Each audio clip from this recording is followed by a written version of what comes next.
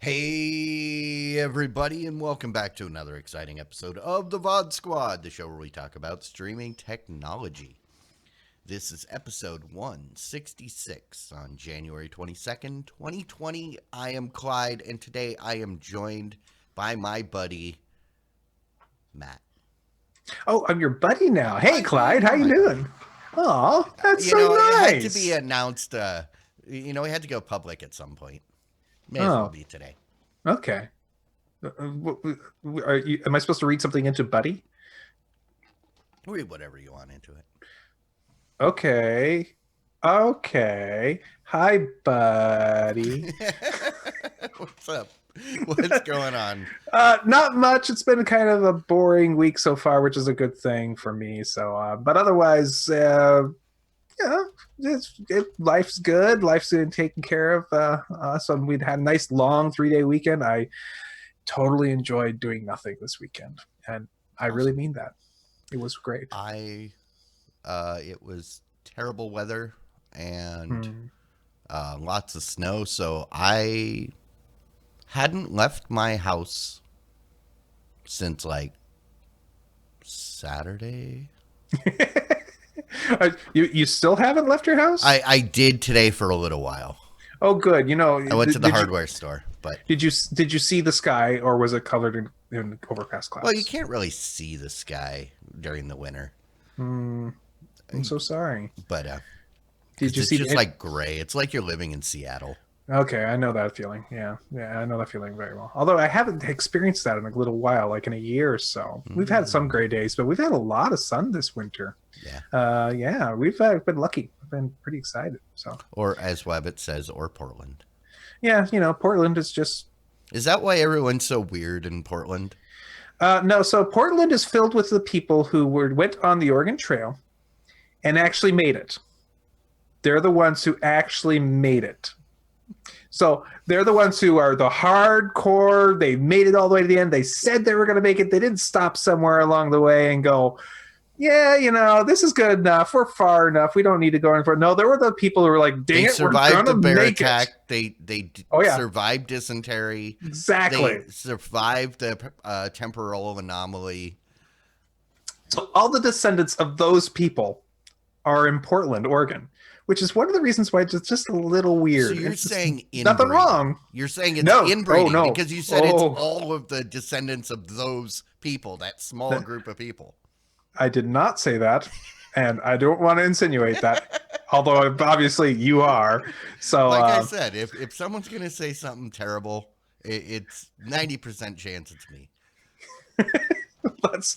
Okay, we'll give that to you. Okay, that's fine. No, the people of Oregon are pretty cool people. They're very so they are very much like the people of Seattle. There's a certain amount of, hey, we do it our way. We like doing we like our scene. We like not being like everybody else, and I would definitely call them related, just because they're just major metropolises and furthest away from all the hubbub of the rest of this United States. And if I'm if I'm understanding Wabbit correctly, apparently their bicycles are self-aware because the bicycles think they own the road, not the bicyclists. The bicycles. I don't know. I actually don't know. Live anywhere with self-aware bicycles. I don't know the e-bikes situation in or the probably more likely the just borrow a bike situation in Portland. Although I can say the Portland drivers are a little bit of a jerk. They're just a little bit jerks. Just they like to speed, and they don't mind zooming around you. Kind of, they feel like you're in their way, kind of thing. I don't know. But that's okay. I don't trust any place that doesn't let you pump your own gas. They don't. Exactly. It's the law. You Exactly. can't. And like I said, I don't trust any place that won't let me Oh, Pokemon. no, Rabbit Magic is saying that they don't speed in Portland. That may be true, but when they leave Portland, oh boy, do they put the foot down. Oh yeah, You sure that's not the people that escaped? They're like, I'm free. possibly. I'm free. That is a very valid option. Actually, it definitely could be something like that. So yeah, actually, that makes a lot of sense. Yeah. It's like, what moron blew himself up pumping gas that caused the law to get that law to get passed? It's not about that. It's back to our good old union discussion, and it's the extra fees and stuff that they can put in there to pay. But I mean that's the whole deal in New Jersey, and I don't think it's that in Portland. Okay. My understanding for Portland is that the reason they have that, one of the reasons they have that, maybe not the primary reason, and this is totally my understanding, I could be way off base here, is they literally want jobs for teenagers. Mm-hmm. And this is something that's what I was saying. Is it did add the extra fee to pay people, whatever, blah blah blah, right? And creates jobs and such and such. On the East Coast, it's much more a union thing, because everything is a union thing on the East Coast. But unions are good, but unions go too far in extremes. They do things that are stupid. Mm-hmm. But I think all organizations eventually get to that point. Mm-hmm. My opinion. Speaking of that, have we gotten too far and gotten a little stupid in our organization here? Or should we talk about some news? Yeah, we probably should before everyone runs away. Yeah, politics is not something people are coming here for, I don't think. Well, maybe they come here to talk about football. Hey, did you know that this year's national championship for college football is going to be cast in 4K? ESPN is going to be delivering it on Comcast, DirecTV, and Altis. I don't know what Altis is. And also on the ESPN app in 4K this year. So guess what, everybody? You're going to be able to, if you're ready for some 4K football. Well, I mean, makes sense. They were bragging all summer that the Super Bowl would be in 4K. So, yeah, this is exciting for those college football heads, and they all bought their expensive TVs, so I get it. And really, how hard I don't know. It doesn't seem like it should be too hard to do. I mean, I know some of those cameras are really super expensive, but your phone can record 4K, there's just inexpensive cameras that can do 4K. I think this is something they could do. So yeah, Bad We've asked, wasn't that game last week? And apparently Jay says yes, that game was last week. So excellent. Last week's game was provided in 4K, and I hope it went well, and I hope everybody enjoyed it. Which. Oh, okay. Which is funny because the article was written about a week ago. It was written on the 13th. Yeah. Okay.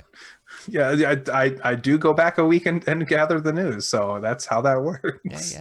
So my apologies to all those. If anybody watched it in 4K, how was it? Yes, and if you're excited about next year's being in 8K, let us know. So Bad Weeb says Pat McAfee in 4K is enough to make me want to go back to 480i. Yeah, I didn't. Number one, I didn't watch the game. Number two, I don't own a 4K screen. So, I'm curious if anybody watched it in 4K. Was it markedly or noticeably better?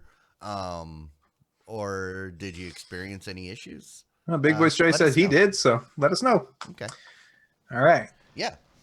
So, a feature inside many of the Google Home speakers has quietly disappeared.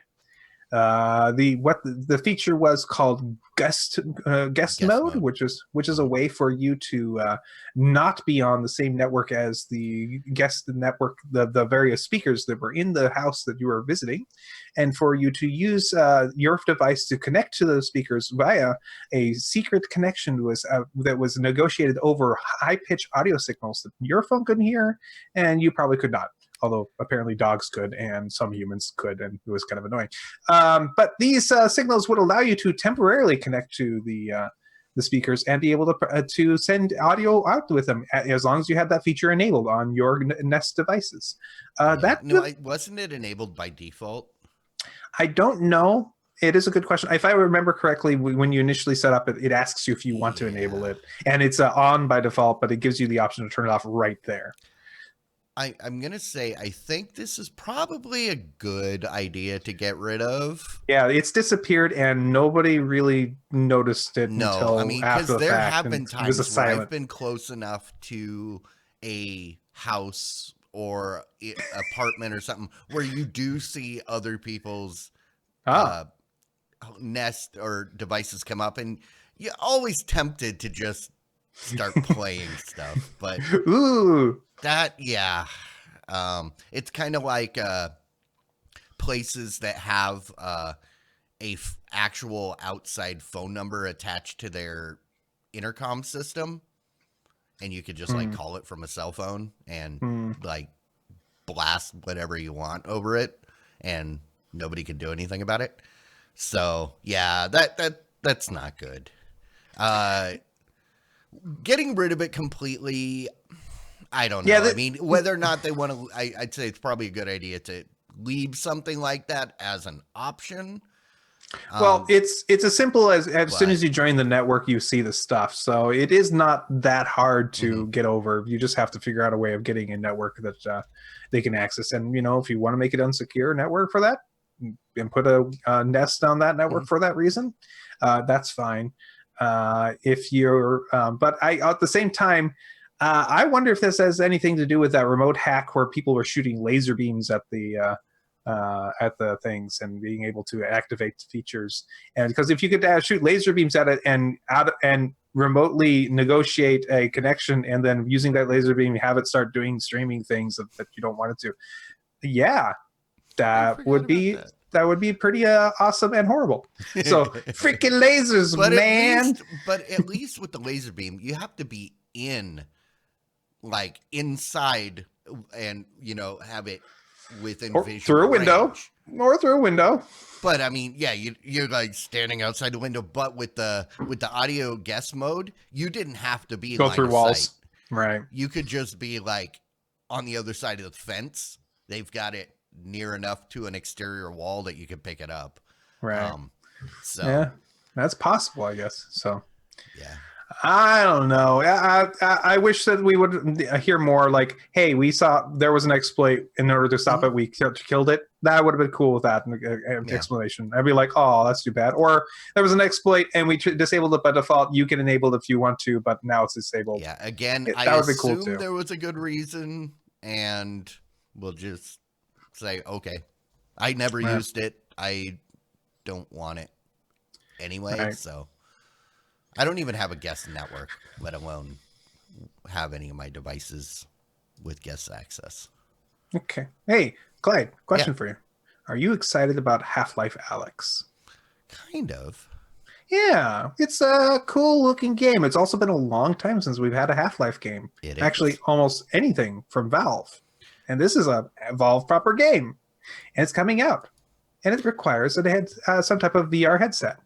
Hey, did you know that if you buy Valve's Index headset, you get a free copy of Half-Life Alyx? Yes. Did you know you can't do that right now because they don't have any in stock? The problem is, apparently, it's been so popular. It's supposedly Half-Life Alyx has actually announced that it's going to be supported with a bunch of different headsets that work with Windows, but they do give you a free copy of the game when you buy the Index. So and as we discussed previously, partly in the episode titled "I'll Take Alex for 1,000," or whatever. But that's what it was. Yeah. But it makes sense because the game or the Index has finger tracking. Yes, it does. Which is a big part of the game. Right. You can play the game on other headsets with other controllers. Right. But you don't get to take advantage of the finger tracking. So most of the other controllers have a index finger and the rest of your fingers as buttons on the controllers. At least that's been my experience on them, and that's probably enough to do almost everything you want to with it. That being said, very cool feature for this, and obviously they've sold a lot of these headsets for people who are apparently, this is the year. It's gonna make or break VR, and the killer app may just be Half-Life Alyx, just like we said possibility before, because it's still doing amazing. And as I mentioned before, I think this is the game that finally legitimizes VR as a viable, not just a freak thing that some people like to enjoy. And I'm excited. I just the $1,000 for the index is hard to stomach, in my opinion. But if they sold out, that's good for Valve, because they far exceeded the expectation. That's right. It was $1,000. It is that's expensive. It is. Right. If you get if you need the lighthouses. If you already have a Vive, you can reuse the lighthouses, and then it's $749 for the index with the controllers. Right. So yeah. Well, I'm excited. I would have to research options for alternatives to the $1,000 index that I could possibly do if I wanted to play it, because I could drop $1,000 for a single game right now. I mean, but I was actually looking at VR headsets recently on Facebook Marketplace locally. Like Acer and Lenovo have a couple that are supposed to be compatible. So yep, and that's what I was going to say, is you can get like the Lenovo or even the first generation Vive for like a couple $100. So if you don't care about the finger tracking, then you get by with older headset. And this just means there's going to be a bunch of Vibes flooding the market when the people get their new index. That's true. Who knows? Might be something I would be able to do. So I will I will find out later if I'm flush with cash and have a burning need and or desire to play this game. Until then, I will just be patient and wait, like I usually do. I wait forever for things to get cheaper.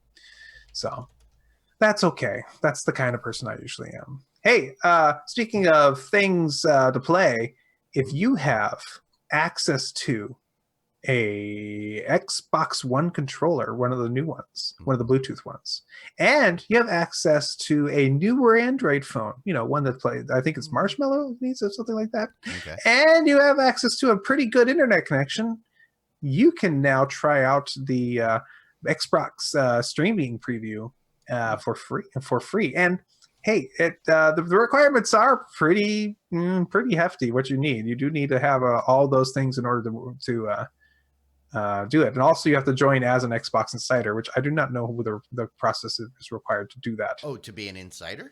Yeah. You just go to the website and check the box. Gotcha. I'm an insider. It was harder to turn off the insider stuff than it was to become an insider. So. Yep. So it requires the Xbox One Bluetooth controller. It requires an Android phone currently running at least Marshmallow. I mean, that's everything. That's mostly like 4 generations back. Yeah, that's fair. And it requires at least you get to have a pretty hefty internet connection. Apparently, I don't see what it says here exactly, but good enough for the streaming service, which means it's going to be like 35 down at least for 1080p or something like that. Yeah, if it's pretty common nowadays, right? But yeah, and then you guys can go in there, and there's games in there for you to play right now. So before it starts, anybody can give this a shot, which is pretty cool. Cool. Yeah, I mean, I don't know. I've never been to the Xbox. I got one. I got one on the 360 with the Kinect. For Christmas one year. Actually, I think my son technically got it, but I play it as much as he does. nothing on there really jumped out at me as my kind of gaming. But that being said, it's a nice system, and there's lots of big titles on there that if I wanted to play, they would be available on those systems. So, and I understand the Xbox, the system. I mean, if you wanted to get into it right now, is a great time to get into that system because it's going to be gone next year as the viable system. I was gonna say, my 360 recently died, but I have no use for an Xbox One controller because I already have my 360 connected to my PC. I can't justify spending the money for an Xbox One controller just to do that.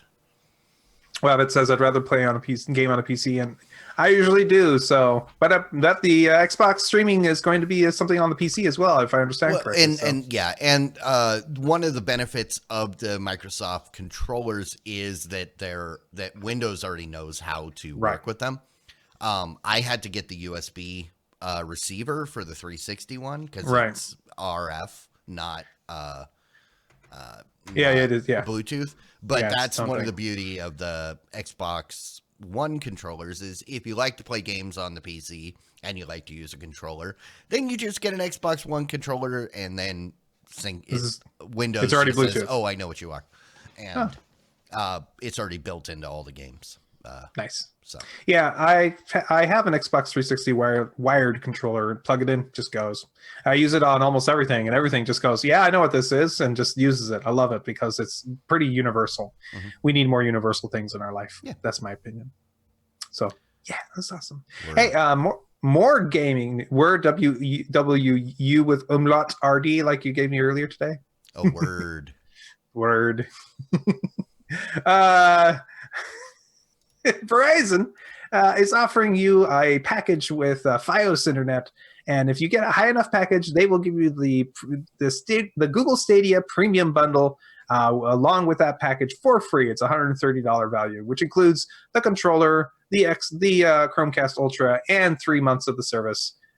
This is actually, if you ask me, this is genius. Yeah, this is genius because hey, you could get that internet over there. Or you can get our internet and game with it. Get a free gaming system, and it's part of their advertising blitz from Verizon Fios, and also apparently those Brits across the pond. The same deals basically there for BT broadband with their fiber optic broadband users.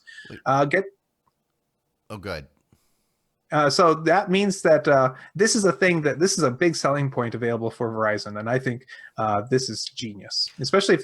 Knowing Verizon, they'll get an exclusive for like a year. Yeah, I was confused for a moment. I missed in the headline. I missed in the UK. I was like, wait, BT is serving us here in the US now? No, that's why I was confused because BT is here for like hiring people to run cable and stuff. Really? Yep. British Telecom? I worked a lot with BT when I was at Best Buy. British Telecom. Yep, British Telecom. So if you need people to come in to do technical stuff for a project, BT is here. They compete with IBM. But that's why at first I was confused. I was like, wow, they expanded past the staffing to professional services to providing internet. All I gotta say is the latency on that signal going across the pond would suck for Stadia. Oh, yeah. Hey, Instagram has this cool new saying called IGTV. I feel like we talk about this, but I don't get it. Yeah, it's their own program to provide you access to a video platform, much like YouTube by Instagram.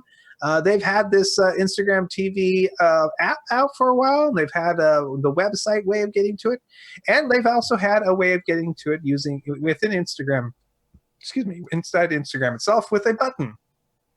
That Instagram IGTV button has disappeared, and because, as stated by one of the executives, very few people actually used it. Which is where we kind of expected IGTV to go anyway. Well, but it's the IGTV is still there. They just took away the dedicated button. Yeah, so inside Instagram, there was a dedicated button to get you there. Yes, but but they didn't take away the IGTV Nope. functionality, just the stupid button. Still there. Okay, Button's yeah. gone. And no, I don't think anybody is using it for the most part. I don't think anybody's seeing it as a good Wait, you alternative to mean people YouTube. weren't itching to watch vertical video? Apparently, they finally allowed horizontal Yeah, video I after know they did. much And that people. still didn't get people to watch it? You have to have some type of thing to get you to move over there, more than just it's an alternative. I think at this point, as YouTube is the dominant force for a reason. Also, they pay you for it. I don't think Well, AGTV. I mean, but YouTube is doing everything it can to correct that. Well, I know. One thing at a time. Got to fix it. Do things one at a time. You How know, else can we make it harder? Like you said that YouTube is the dominant force right now, and Yep. by all means, we will fix that. They don't want to be the dominant force. They're trying to. So the push chief says everybody off the Instagram platform. stories is where it's at. I don't use Instagram, but I understand Instagram stories allows you another way to do videos, and it's apparently still integrated directly into the main Instagram app, and it's really good for. So lots how of is reasons. Facebook still not bought Insta-Prince? Insta-Prince? Yeah, remember Insta-Prince? It was a website where you upload your digital pictures, and then they would mail you like actual pictures. Okay, but for just a moment, I heard you say Insta-Prince, like the singer, or No, like, Insta-Prince. Yeah, I get it. With the T. Because you think it seems like they don't even have to do anything. You just it's automatic synergy. If you want to print stuff off of Instagram, you do it with Insta-Prince, right? Or as Kurt says, Prince of the can. Excellent. Well, Prince is kind of in a can. They could. I don't know. It would make sense, because I bet you they do sell photos some way or another. The only thing they'd be buying but is I'm just saying, I is the can't name. believe they haven't just bought. All this time's gone by and they haven't bought up that company just said for the name synergy. You just walk over and say, "I'll give you $500 million for your name." Yeah.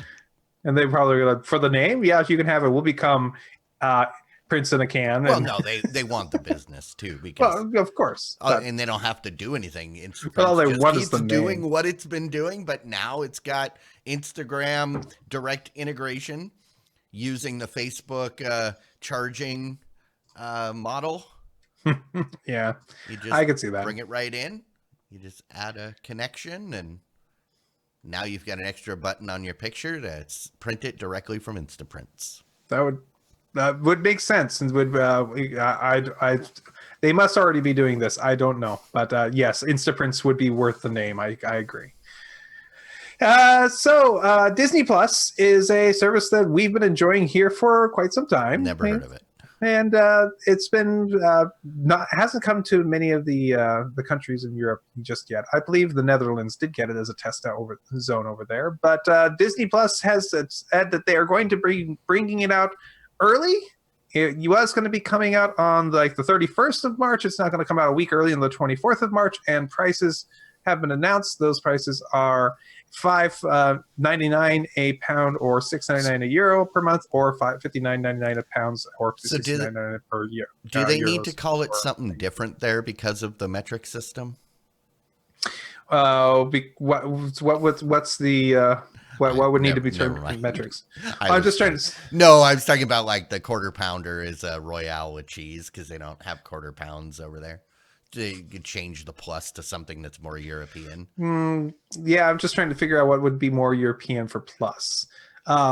Also, Disney also. Maybe, I don't know. Well, I know in France they push back on anything that is American. I don't think they. Don't they have Nouveau. I don't think they have a problem with the plus symbol. I think it's fairly universal, so I think it'll be okay. Well, for you guys who've been waiting for it in Europe, it's coming. Congratulations.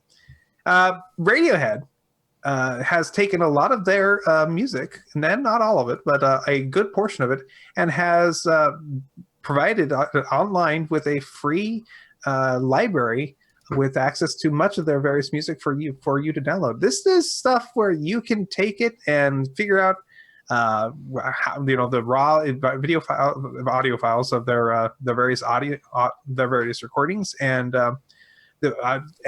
do what you want with it. This is kind of them saying, hey, this is available for anybody to do what they want. This is a public library which provides you to do pretty much anything. I think licensing is pretty open with this.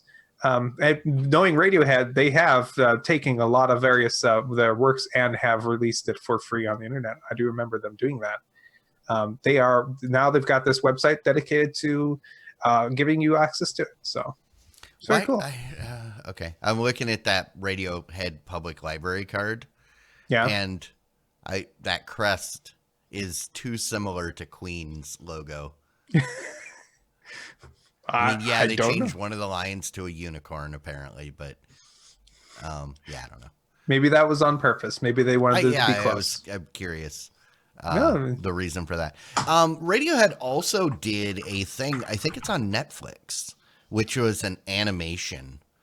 So it was like a 1 hour long movie or a whole bunch of weird trippy animations through this soundtrack. Think kind of like Pink Floyd's The Wall or something like that. I started watching it, but I'm not really a fan of Radiohead, so I didn't get very far into it.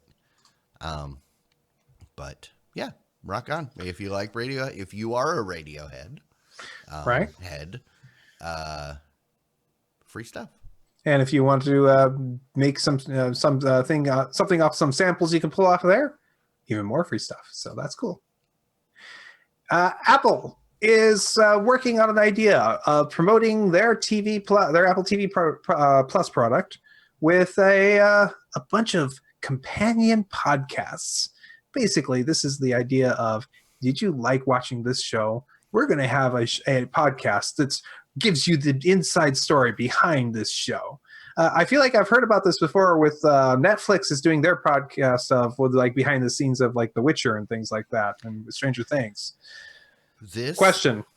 Yes? I was going to say, this is exactly how you make people hate your primary product. I ran into this with Battlestar Galactica, which I've heard other people like Brian Brushwood say that he experienced the same thing, where you're like, ooh, cool, I get to listen to all this behind the scenes stuff. And then you hear the terrible things that they're saying, and then it changes your entire outlook on the episode. And you realize, I don't like this anymore. Now that you know the real motivations of the people behind the scenes, and it's like, yeah. I could see this being, good if it's done right. I mean, I can't imagine that there haven't been half dozen to a dozen of these exact same ideas for other shows. Like I mentioned earlier, the Netflix one.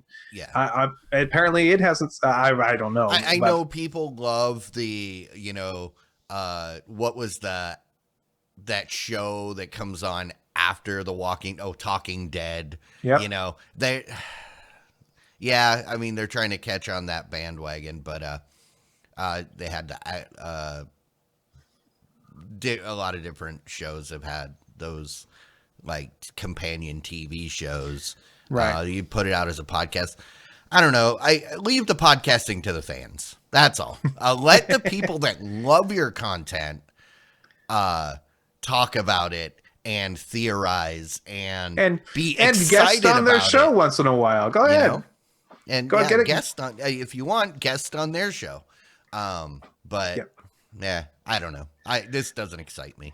Now, personally, I wonder if maybe this is a killer podcast. They mentioned the idea of a podcast for the creator of All Mankind, Ronald D. Moore. If he did a podcast about his creations on there. Would that only be on Apple Podcasts, or would that be open for anybody to get anywhere? That would be an interesting. Would they restrict it to their own? Spotify is also starting to take a lot of their various podcasts and make them only available on their own platform. I don't like this segregation of the market, people. I don't like it at all. Please don't do this. Please. Thank you. Oh, and I found it. The Radiohead animated thingy on Netflix is called Anima, Anima. Okay. So I put that in the chat. Cool. I recommend checking it out because it's got some really cool, which kind of reminiscent of some of that heavy metal. If you ever watched heavy metal, just kind of this super trippy. It's probably intended for people on mind-altering substances. Right. Usually. Yeah. So, okay. Last story we have for the week is YouTube TV is now available on the PlayStation 4.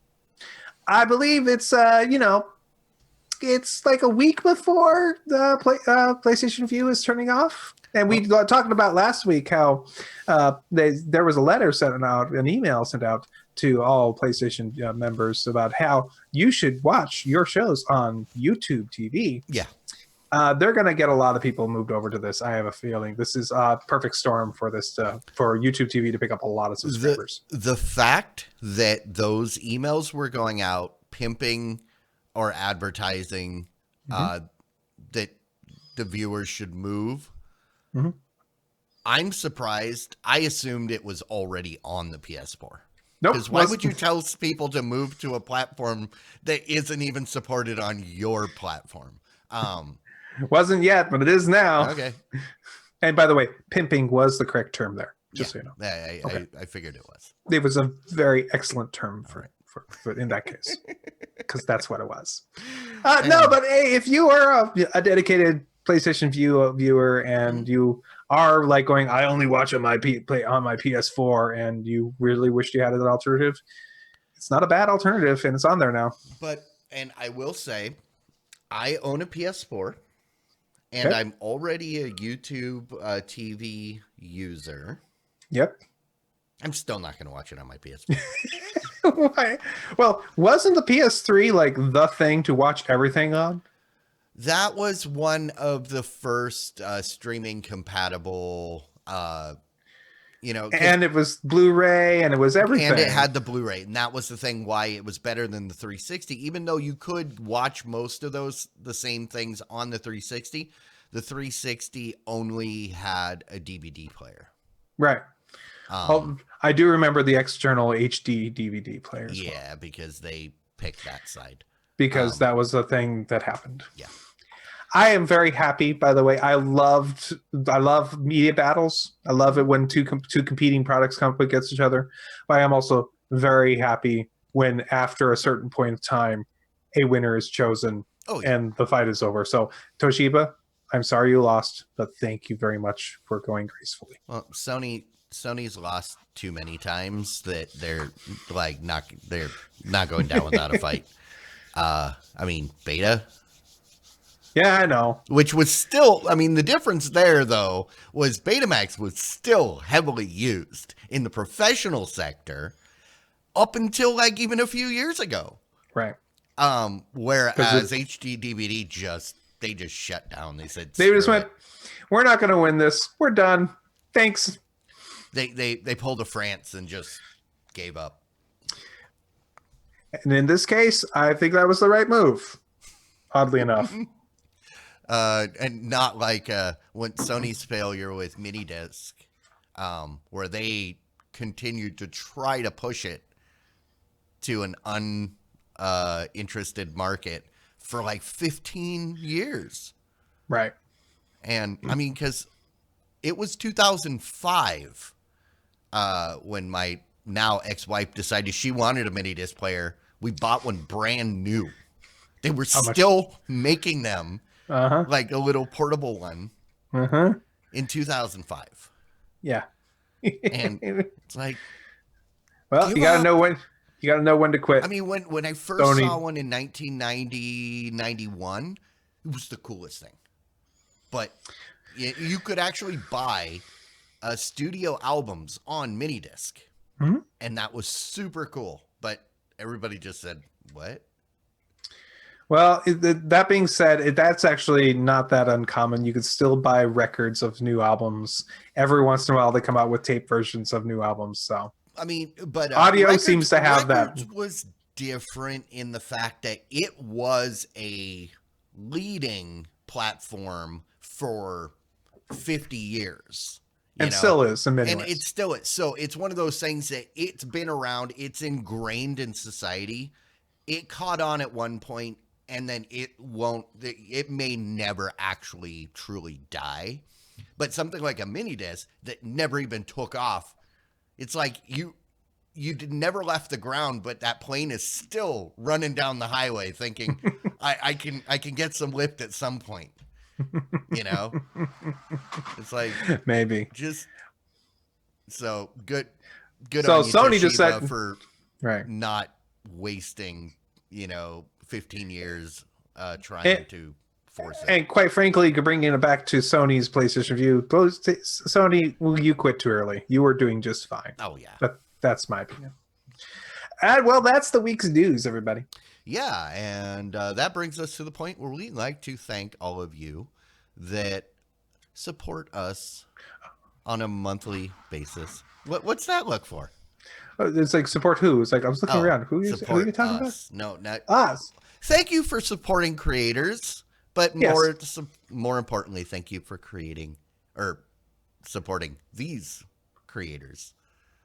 Oh, okay. Yeah. Did they create us? No. Well, okay. I don't know. Okay, I'm confused. Me too. But that doesn't matter. Thank you anyways. Thank you anyway. If you're one of the people that support us on Patreon, we really appreciate it. If you are not and you would like to, that is patreon.com/the VOD Squad. And with that, let's check in with our buddy, Big Voice Jay. Welcome to your Red Lake Movie Draft Minute, presented by DiamondClub.tv for the week of January 20th, 2020. I'm your host, Big Voice Jay. I had a weird dream. I was a muffler last night. I woke up exhausted. Let's go to the scoreboard. Team Geek.io gets $79 million from Bad Boys for Life, and last place with $346.2 million. Team Mixtape is in fifth place with $356.6 million. Team BS with BNS gets $30 million from The Voyage of Dr. Dolittle, and fourth place with $525.5 million. Team VOD Squad gets third place with $538.8 million. Team Game Nights in second place with $547.3 million. And with $565.1 million and first place, it's Team Movie Party. That's your Stream Team Movie Draft Minute. For up-to-date listings, follow Stream Team Draft on Twitter. So, I was completely blindsided today when I looked and I went, wait, there must be missing numbers. Game Nights in second place. Game Nights. And then I looked through and I went, wait, no, all the info's there. Right now, there's actually one missing number. If you look at the doc, it looks like Bombshell's not there. It's not going to make a big difference. It still puts you in first place. So I'm already in first. But yeah. So if Bombshell's not, but it was there earlier when I took this. Right. Yeah. Yep. Yeah. What you got is accurate. What's live is not. Laughed really hard when I realized that some washed up former Bad Boys was more appealing than a show that has been now renamed. It's not the Voyage of Dr. Dolittle anymore. What is it? It's just Dolittle. Right. Okay. It used to be the Voyage of Dr. Dolittle. That's what we drafted it under, that title. But if you look, it's just Dolittle. It's just Dolittle now. Okay. Yeah. Which is confusing because it did little. Yeah, well, it did. A little more than a little, but a little. So I am surprised. I'm surprised to still be in first. I'm not sad. So we have to wait until Valentine's Day to be done, I believe. That would be February 14th. We've got 3 more weeks after this one. Right. And so in 3 weeks, VOD Squad's going to be pushed down into fourth place, unfortunately. BS with BNS is going to have plenty of money in the tank with their 2 movies, both The Voyage of Dr. Dolittle and Star Wars, to get the $10 to $13 million they need to pass us. So that's going to happen. Games, do they have enough to push past you? I don't know. That's a decent amount of cash. I don't think so. I don't think I'm surprised weeks? Game Night made it to where it is. Let's see. Because Game Night has because it was Jumanji that put them up there. Jumanji's made its money. You think it's done? It did pretty well. Oh, it did. It did. It made almost 300 million. Yeah. So. But I was thinking they had Bad Boys.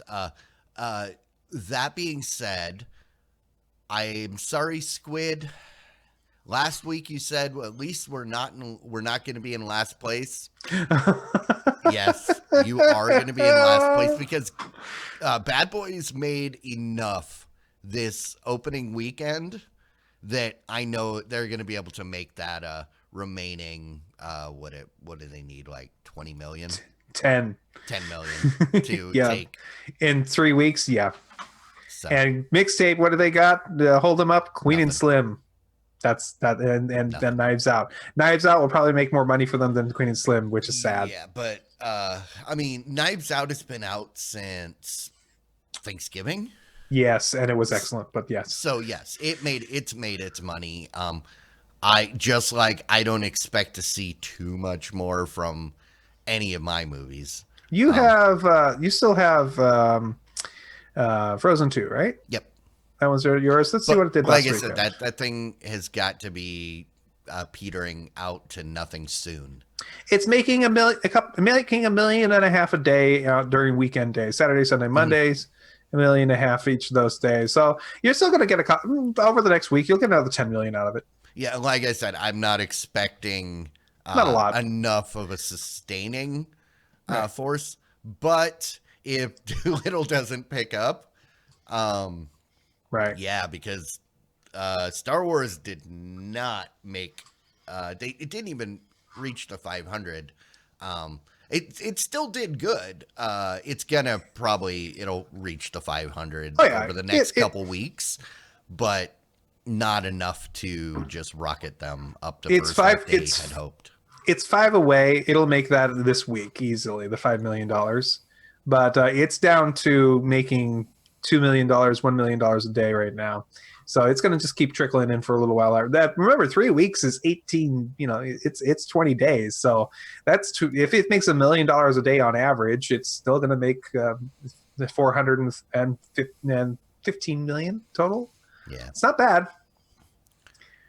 Yeah, I mean, this is going to be tight. This is what's awesome about this. It's going to be super tight. This is going to be, I'm sorry, Mixtape, you're not going to be up there with everybody else. And I'm sorry, us, because we're completely out of cash. So, and it's not like Cats is going to make us any more money. But you guys got to spend most of the season up at the top. Yeah. We got to enjoy that for a lot. I mean, usually it's just, our game is we're going to come in from behind, and we don't.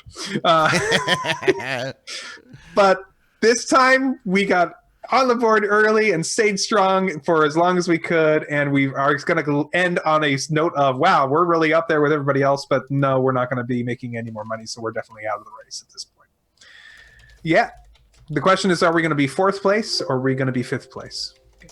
That's the question. I think we'll be 4th. I think it's pretty clear. I don't think Geek.io has got enough in the tank to push them up there. 200 million. No, it's not going to happen. Never mind. The demise of Skywalker. Well... Yeah, we could talk about that in the after show if you want. I have nothing to say about it. I was just playing on it didn't rise them the way they wanted it to. Yeah, no, it did not rise quite like that. And I'm just curious. I'm going to just check what the Rotten Tomatoes for. Oh, it's bad. Was. Well, it was terrible from a critic standpoint. Acceptable from a audience standpoint. Yes, critics gave 52, which actually, if you ask me. 52, although it's given a rotten score on the tomato meter. I actually would call 52. You might like it. You might be fine. You might not. Exactly. It's not as bad as Look at Doolittle. Perfectly fine. Look at Doolittle. 17. Ooh. But Ew. I mean, look at that drastic. The critics say 17%. But the audience loves Audience it. is 75%. 75. That's the one I was thinking of. Interesting. But yeah, it's it could pick up. I don't think it will. No, I think most of this is done. We're now just waiting for. Where it looks like perfect timing. We're out of slow time for new movies. Yeah. So, speaking of which, do we know when the next time we're going to do a draft is yet? Not yet. Let me know when you find that out, please, because I'd be Definitely. very interested. And I think we can officially call it the absolute worst performing movie of this season. It's Jexy. Playmobil. Oh, Playmobil. Okay, good. No, Playmobil came out at the beginning of December. It finally crossed the 1 million mark. What? Yep. I'm so happy I didn't buy that. 1,115,000. I'm so happy I didn't put any money on that. I'm so sad I put any money on Jexy, but still, come on. See, I would say Jexy was so hard to beat. See, but to me, the Jexy was also voted right next to the Current War, and the Current War, I put $9 down, and Geek.io put $15 on the Current War, and technically Jexy did a little bit better. Yes. So I mean, well, we had some real stinkers this year. Oh yeah. That being said, Charlie's Angles only did $17 million. Whoa, that is a lot less than I expected to. Okay, I would totally want to, when one of these next weeks, bring up what I thought would make sheet and want to look at this closer for later. But sure. I think that's excellent for now. All right, wonderful. Should we get into some rants and raves? And yes.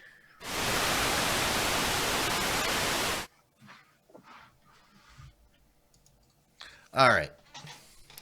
What you got? Anything? I do have some things. Okay. Particularly the one thing I have.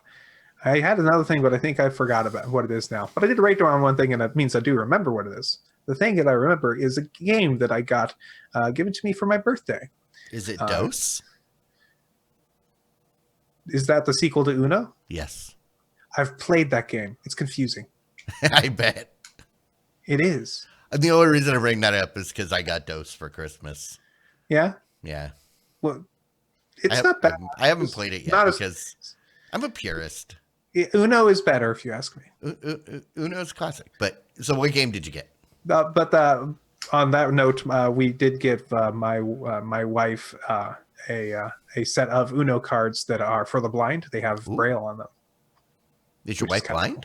No, but she teaches. I was confused.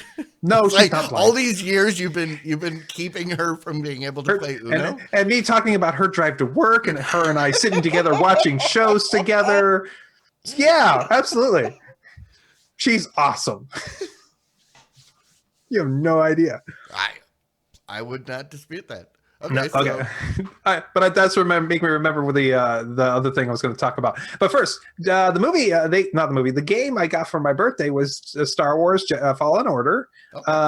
I'm actually a big fan of the Star Wars games generally. Battlefront 2, the newest version that was so poo-pooed when it first came out. It's actually a decent game. I especially love playing Starfighter Assault. It's a good. Get out there and have a good dogfight in a TIE fighter or something like that. That's fun. Really enjoyed that. Web of Magic has some interesting news. I'll have to remember. Maybe I'll have to watch it tomorrow. But Star Wars Fallen Order takes place between episodes 3 and 4. Things have, the end of episode 3 ends with Order 66 killing all the Jedi, and you are a Jedi Padawan who has somehow escaped, and you don't know why, and interesting things are happening. And basically, it's more like it's a platformer more than anything. It's got some combat in it, but there's a lot of times where you're just trying to figure out how to get through the levels, and it's a lot of fun. I'm currently on a planet where I'm supposed to get back to my ship now. I've done everything I need to, and apparently the way I normally would get back is blocked off. I have to go back all the way down into the whole darn thing in order to go back the way it intended me to go, and I was back pedaling the whole time, so it's like a wasted hour of my life going, ugh. But the game so far has been fun. Although I will say the intro sequence is awesome. The intro story feels a little janky, but I'll get over it. All right. The other thing is we did sit down and watch a movie this weekend on Amazon Prime. The movie was mostly because my wife said, "Oh, this looks good," and I said, "I'll watch it with you." It was a movie called Troop Zero. Oh, I'm. It's in my queue. I haven't got a chance to watch it yet.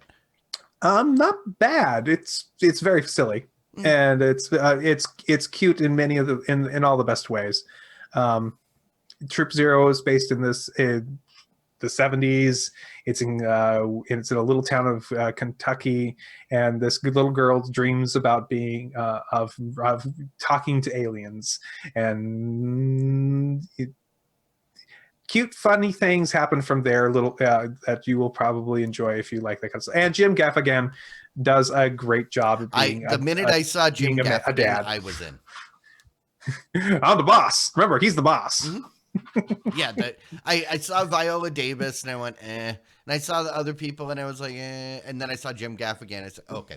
I added it to my watch list. Yeah, it's not bad. It looks cute. It looks fun. It's cute. It's a little silly. There's a point at the ending where you're like, oh no, don't do it, and they do it, and it's all okay. That sounds like my kind of movie. Okay. You'll maybe we'll talk next week and you'll go, yeah. All right. Well, you know what's not my kind of movie? What? The newest season of Doctor Who. Okay, so before you start on that, help me out because I actually used to watch a lot of old Doctor Who. Okay. I tried watching like the first few episodes of the newest the reboot when it first started with with Christopher Eccleston. I don't even remember who the first Doctor was of the new version, and I was like, I get what you're doing here, but I'm not certain it's for me, and I never picked it up after that. So okay, so let me put it this way: I never liked Doctor Who. The old stuff when I was growing up, I couldn't get into it.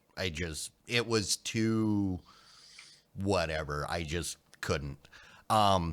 When they brought it back in like 2005, 2006 ish. On site, and they showed it on Sci-Fi here. That would have been Christopher Eccleston. That's what, the 10th Doctor or whatever.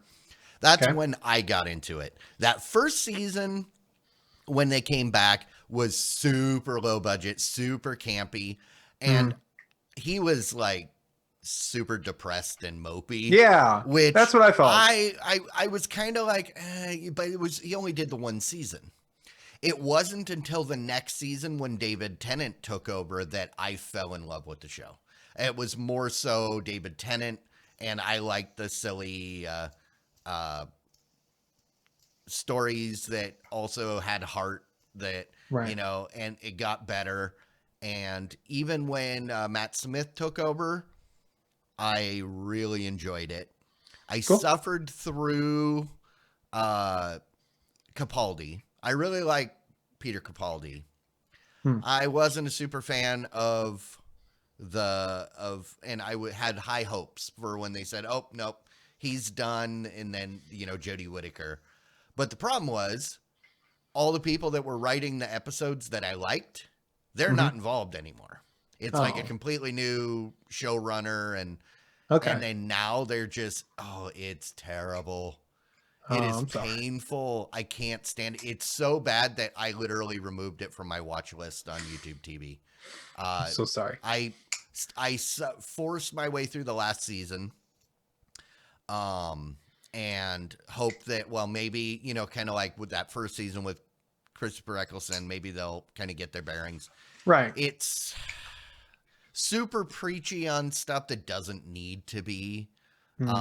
It's just, you've got it. You can totally tell you've got a writer's room with an agenda, and it's, you know, if it was at least fun and enjoyable, I can overlook that, but it's just like beat you over the head with something stupid. And then they choose the dumbest, like there's an episode where they're on this planet. It's been dead forever. Oh my God, it's Earth. It's like, don't go there. No, don't do that. That is, all right. And I knew there was trouble when the only good thing I ever heard anybody say about it was the doctor's a woman. If the gender of the doctor is the only good thing you can say about it, that's not a good sign.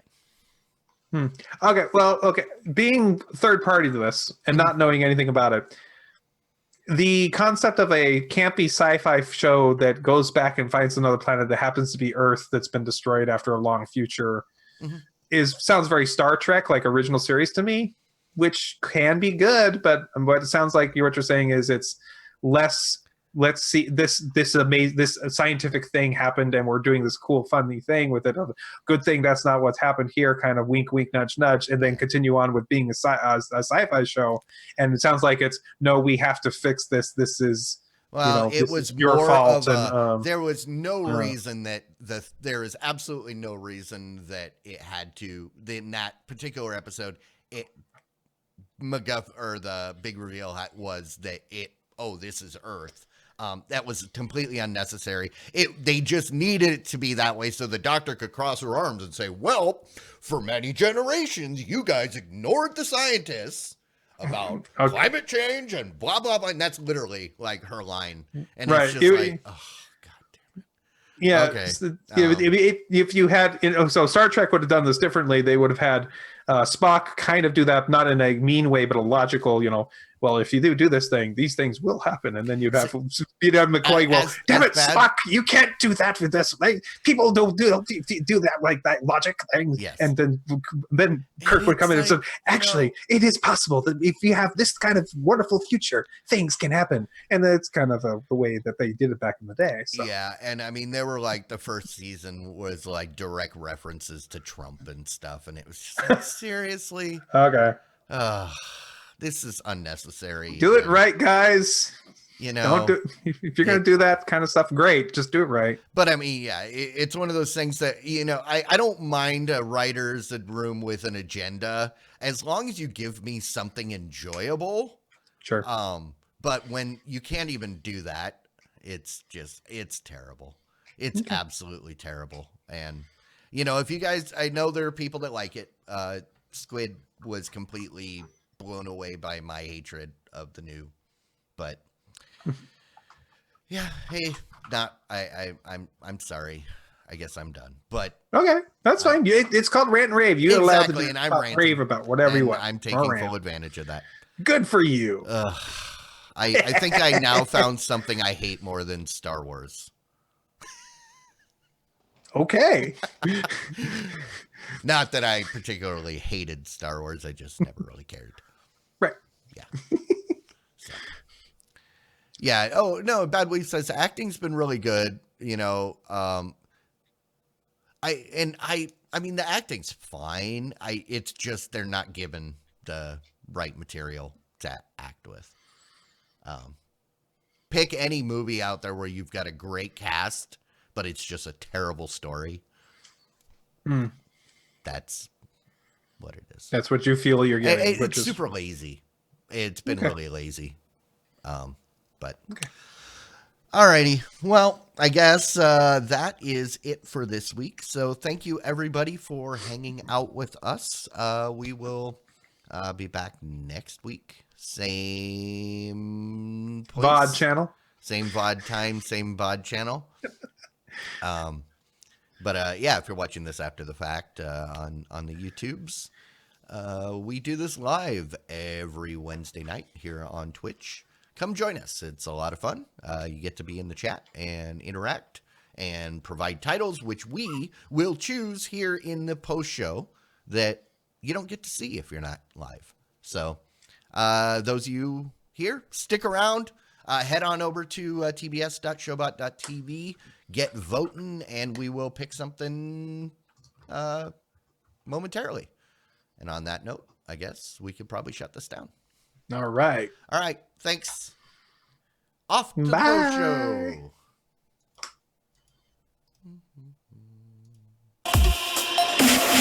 Diamond Club hopes you have enjoyed this program.